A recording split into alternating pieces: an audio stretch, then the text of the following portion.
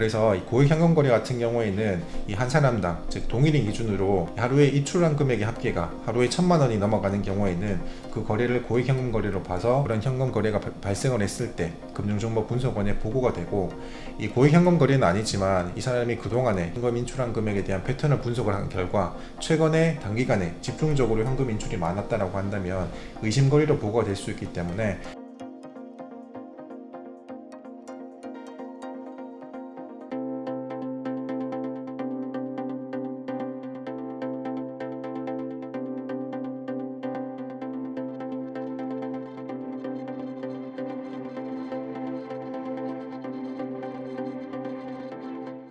현금은 1,000만 원 이하로 뽑아라라는 이야기를 들었던데 이유가 있나요?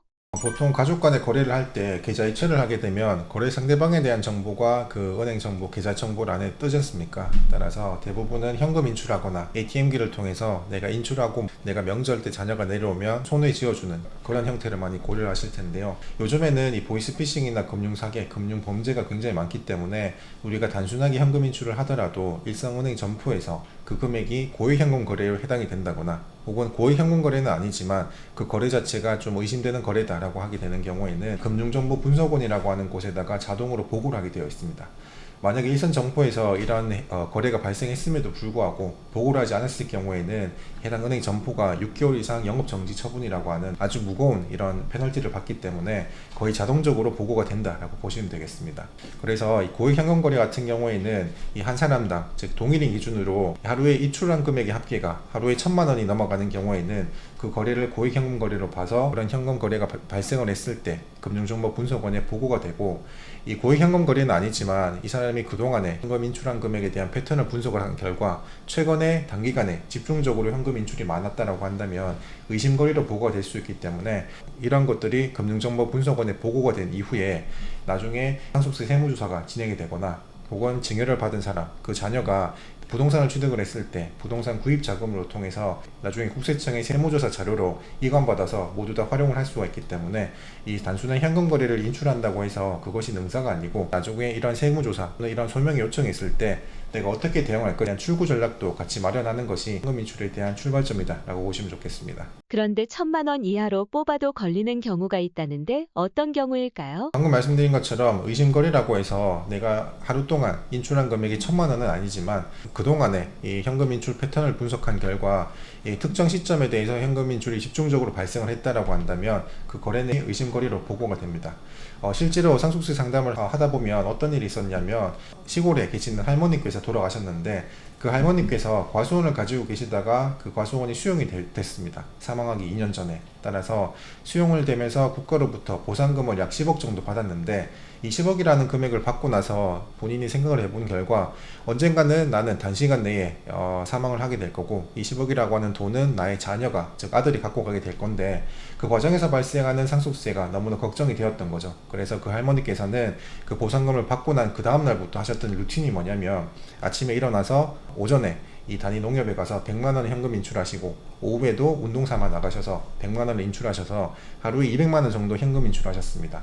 이게 10번이 되면 2천만 원이고 그리고 100번이 되면 2억 원이라고 하는 돈이 마련이 되겠죠. 그래서 불과 6개월 또는 7개월 만에 2억 원 내지 3억 원이라고 하는 목돈이 생기는 건데, 중요한 것은 이 할머니께서 이 보상금을 받기 전에는 이러한 현금 인출 거래가 한 번도 없었던 분이십니다. 따라서 은행에서 보기에는 보상금을 받기 전후 이렇게 현금 인출 거래가 비정상적으로 집중적으로 발생을 했기 때문에 이 고액 현금 거래는 아니지만 이러한 내용 전반에 대해서 의심 거래로 보고를 하고 나중에 실제로 이분이 돌아가시고 나서 상속세 세무조사가 있을 때 금융정보분석원에다가 분석한 데이터를 이 국세청이 취합을 해서 조사에 활용한 그런 사례가 있습니다. 많은 분들이 세무조사를 두려워하실 텐데 어느 정도 수준까지 조사하나요? 이 세무조사라고 해서 많은 분들께서 겁을 지를 먹으시고 내가 예상치 못한 부분에 대해서 뒤통수 맞는 정도로 세무조사가 그렇게 빡빡하게 진행이 될 거다라고 생각하시는 분들이 많습니다. 물론 조사 난이도에 따라서 또 조사를 누가 하는지에 따라서 일선 세무서나 지방청에서 하는 조사가 그 결이 많이 다르긴 합니다만 이 세무조사라고 하는 것도 많이 나오는 정형화된 패턴이 있다라고 알고 계시면 좋겠습니다. 우선 크게 네 가지인데요. 특히나 상속세 및 증여세와 관련해서는 이 가장 중요한 것이 최근 10년 이내에 사전에 증여받은 금액이 있는지 여부를 판단하는 것입니다. 따라서 부모님이 돌아가시기 전 10년 이내에 이 증여세 신고 없이 자녀에게 증여를 한 금액이 있거나 혹은 사망하기 전 5년 이내에 상속인 이외의자, 대표적으로는 사위나 며느리, 손자, 손녀가 되겠죠. 이분들에게 이 현금 인출한 금액이 있다고 한다면 이러한 내용들이 다 사전증여 거래로 인정이 되기 때문에 상속세 신고할 때 상속받은 것으로 포함이 되게 됩니다. 이 사망하기 전 최대 2년 이내에 이 현금 인출한 금액이 5억 원이 넘어가게 되면 이 남아있는 상속인들이 살아생전에 부모님께서 현금 인출하고 그 금액을 어디에 썼는지 소명을 해야 됩니다. 만약에 그러한 금액이 병원비나 일상적인 생활비 수준이 아니라 자녀에게 이 세금 신고 없이 증여한 금액이 있다고 한다면 당연히 그 금액도 사전증여재산에 포함이 되거나 혹은 이 상속받은 걸로 추정이 되기 때문에 이 추정상속재산에 포함이 된다라고 보시면 좋겠습니다. 그리고 세 번째는 살아생전에 돌아가신 부모님이 이 주택을 임대하신 분이 많이 계실 수가 있습니다. 이 경우에는 이 나중에 세입자가 퇴거를 하게 되면 임대보증금은 돌려줘야 되는 때문에 이 임대보증금에 대해서는 부모님 상속세를 계산할 때 이 상속채무로 차감을 하게 되어 있죠. 따라서 살아생전에는 임대소득에 대해서 내가 소득세 신고를 안 했기 때문에 국가에서 보기에는 이 돌아가신 부모님이 임대소득이 있는지 몰랐는데 부모님이 돌아가시면서 이러한 상속채무가 공제가 되고 상속세 신고가 이루어진 걸 보고 사후적으로 이 부모님의 생전에 주택 임대를 하셨다면 이 상속세 신고 이외에 소득세 신고가 잘 이루어졌는지도 조사가 좀 더 깊이 있게 파생이 될 수가 있기 때문에 이 살아생전에 주택을 임대하신 부모님이라고 한다면 이 상속세 신고와 별개로 이 살아생전에 주택 임대소득에 대한 상속세 신고가 추가적으로 이루어질 수 있다라고 하는 점을 좀 주의를 하시면 좋겠습니다. 세무조사가 나온다면 어떻게 대응할 수 있을까요? 네, 세무조사가 나온다고 해서 국세청에서 느닷없이 갑작스럽게 세무조사가 나오는 것은 아닙니다. 요즘 같은 경우에는 각자 상속인들도 본인이 운영하고 있는 생업이 있기 때문에 갑작스럽게 국가가 날짜를 지정을 해서 세무조사를 착수를 하게 되면 상속인 입장에서는 생업에 영향을 받을 수가 있겠죠. 따라서 본격적으로 세무조사가 시행되기 전에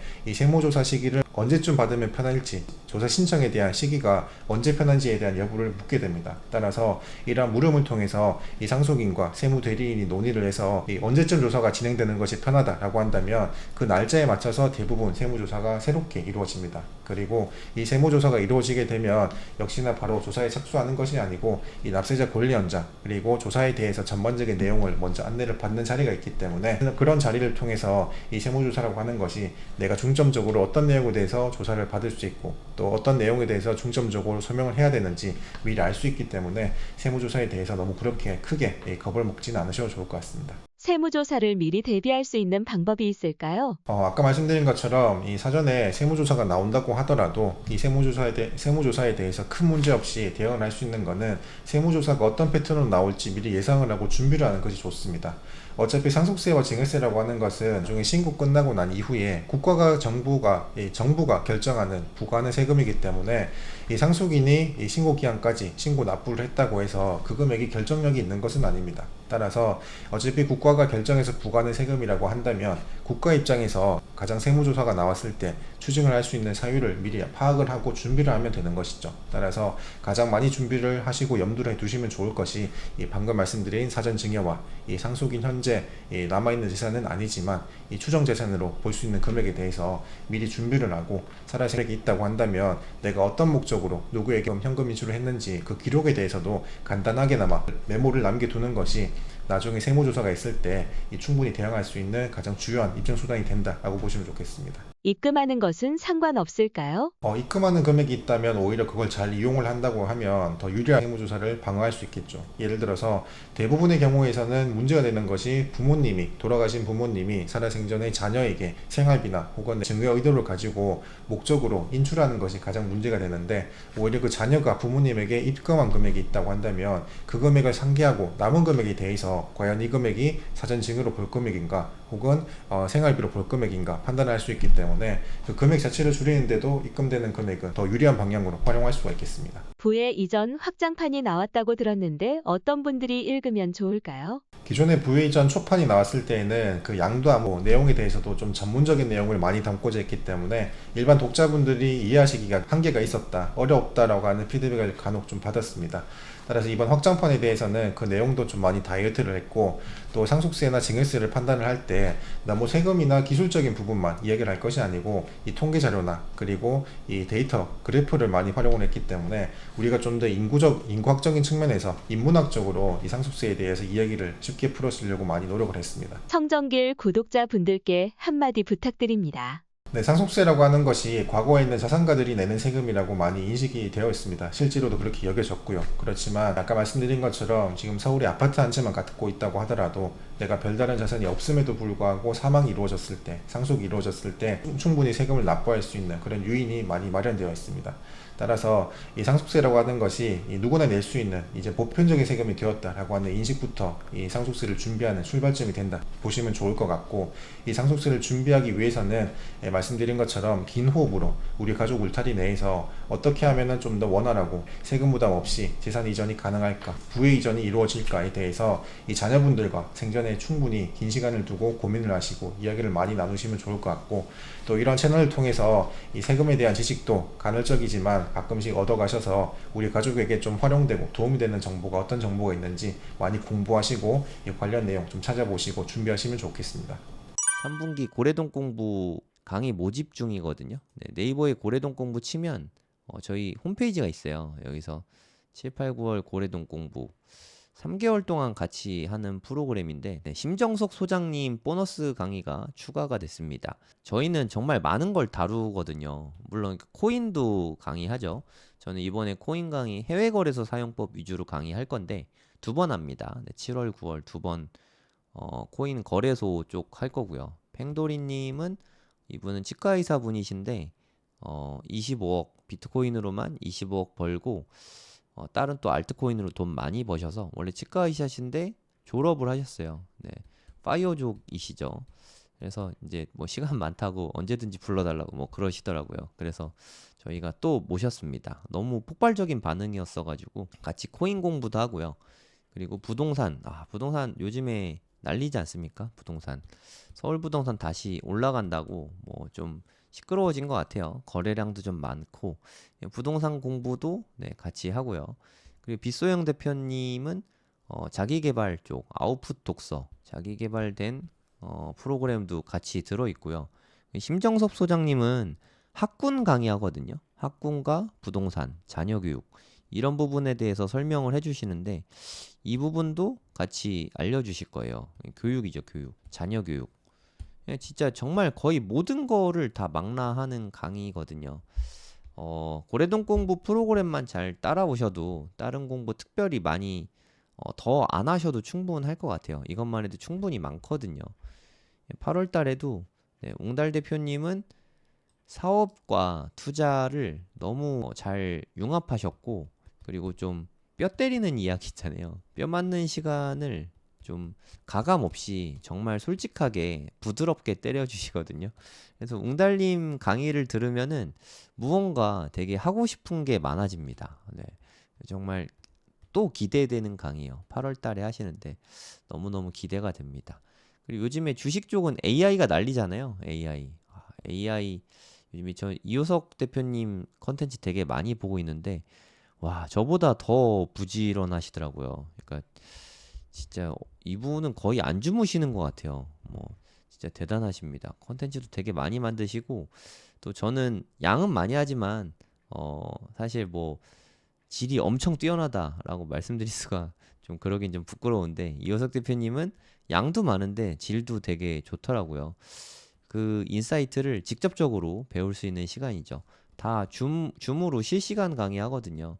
이럴 때가 아니면 네, 제가 또 언제 이효석 대표님을 만나서 이렇게 질의응답할 시간이 있겠습니까? 여러분들 또 고래동 공부 오시면 같이 이야기 나눌 수 있습니다. 그리고 일반 직장인이신데 비트코인 투자로 네, 부를 많이 이루셨죠. 네, 호필님도 오십니다. 원래 이분은 공기업 다니시는 직장인이세요. 직장인. 네, 지금도 직장 다니고 계십니다. 직장인 분들이 가장 좀 좋아하는 강의죠. 가장 현실적인 강의고, 보통 다른 분들은 사업이랑 같이 하니까 네, 현금이 원래 많아서 잘 됐을 수도 있잖아요. 근데 호필님은 직장인으로 정말 조금씩 늘 모아가지고 그걸로 힘들게 처음에 1억 모아서 투자한 이야기도 들려주시고 했는데 정말 눈물 나는 투자 끝에 네, 지금 좀 성취를 많이 이루셨죠. 네, 그래서 앞으로 이제까지 해온 것과 앞으로 어떻게 해야 되는지 이런 부분들에 대해서 아주 상세하게 말씀해 주실 거예요. 네, 빗 대표님이 또 독서 모임과 자기계발 쪽 이끌어 주실 거고요. 네, 그리고 우리 부동산 이야기 하잖아요. 네, 남이사님은 또 가장 현실적인 방법을 많이 제시해 주시죠. 예, 지난달에 보너스 특강으로 남이사님이 나와서 강의해 주셨는데 정말 열광의 도가니였어요. 예, 강의 자체도 너무 재밌고 현실적이고 그래서 이제는 진짜 현실적으로 부동산 투자를 어떻게 해야 되는지 가르쳐 주겠다 하면서 끝났거든요. 네, 그 후속편이 이제 9월 달에 남이사님이 강의를 해주십니다. 남이사님이 이런 얘기를 하시더라고요. 그러니까 내가 가진 현금이 현재 얼마든 상관이 없다. 네, 누구나 부동산 투자를 할 수 있다. 이 비법을 알려주신다니까 네, 저도 기대가 많이 됩니다. 기회 되시는 분들은 신청해 주시면 감사하겠습니다.